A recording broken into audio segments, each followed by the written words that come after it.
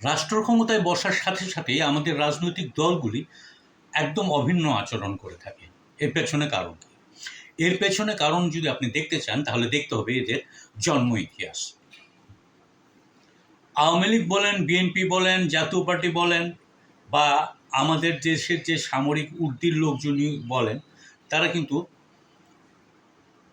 এসে যখন রাষ্ট্র ক্ষমতায় বসে ঠিক একইভাবে একই ধরনের আচরণ করে, কেবল মুখটা পরিবর্তন থাকে, মুখটা ভিন্ন থাকে। এর পেছনে মূল কারণ হলো আমাদের দেশের রাজনৈতিক দলগুলির জন্ম ইতিহাস।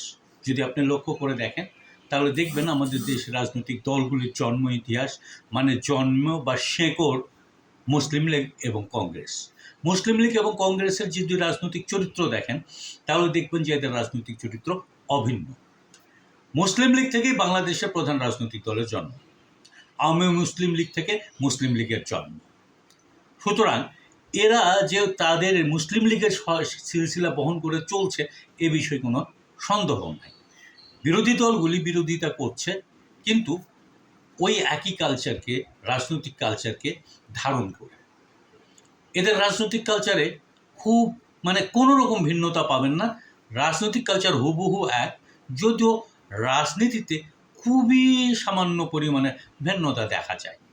সে কারণেই যখন রাষ্ট্র ক্ষমতায় যায় তখন সবার চেহারা একই রকম হয়ে যায়, সবার আচরণ একই রকম হয়ে যায়, নিপীড়ন জুলুমের ধরন একই রকম হয়ে যায়। কেউ যদি খুন করে তাহলে 6 টুকরা করে, এবং আরেকজন যেহেতু সে বিরোধী দল সে খুন করলে 9 টুকরা করে। তফাৎটা এখানেই, এর বাইরে কিন্তু তফাৎ নাই। লুটপাটের ক্ষেত্রেও তাই, কেউ 10 টাকা করে, কেউ 10 পয়সা করে। লুটপাট এরা করে, কারণ এইভাবেই সিস্টেমটা তৈরি। আর এইভাবে সিস্টেমটা তো তৈরি বলেই যে এই দেশের মানুষও ঠিক ওই মানসিকতায় তৈরি হয় বলেই আর্মিরাও যখন ক্ষমতা নেয় ওই একই কাহিনী ঘটায়। সুতরাং নতুন রাজনীতি আনতে হলে নতুন রাজনৈতিক কালচার দরকার। এই নতুন রাজনৈতিক কালচার যতদিন আপনি প্রতিষ্ঠিত না করতে পারবেন ততদিন জামাতের এমপি যেমন লুচ্চামি করবে, আওয়ামী লীগ বিএনপির এমপিও তেমন লুচ্চামি করবে। কারণ এদের রাজনৈতিক কালচার অভিন্ন। রাজনৈতিকভাবে এদেরকে আলাদা আপনি কোনোভাবেই করতে পারবেন না।